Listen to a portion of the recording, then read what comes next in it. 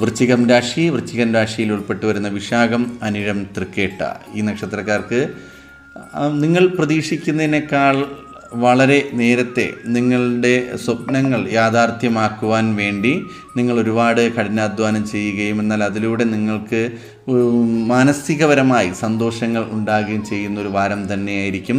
എന്നിരുന്നാലും മനസ്സിന് ഇത്രയും സന്തോഷമുണ്ടെങ്കിലും സാമ്പത്തികപരമായി നേരെ താഴോട്ടായിരിക്കും. മാനസികമായി സന്തോഷമുണ്ടാകുന്നു, പ്രതീക്ഷിക്കുന്നതെല്ലാം നേടിയെടുക്കുവാൻ സാധിക്കുന്നു എന്നെല്ലാം കരുതി നിങ്ങൾ സന്തോഷകരമായ ജീവിതം മുന്നോട്ട് കൊണ്ടുപോകുമ്പോൾ സാമ്പത്തികം വളരെ താഴോട്ട് പോവുകയും അതിൽ നിങ്ങൾക്ക് പ്രശ്നങ്ങൾ ഉണ്ടാകാനും സാധ്യത കാണുന്നുണ്ട്. കുടുംബത്തിനുള്ളിൽ, അതായത് വീടിൻ്റെ തന്നെ അറ്റകുറ്റപ്പണിക്ക് വേണ്ടി ഒരുപാട് സാമ്പത്തികം ചിലവാകുന്നു.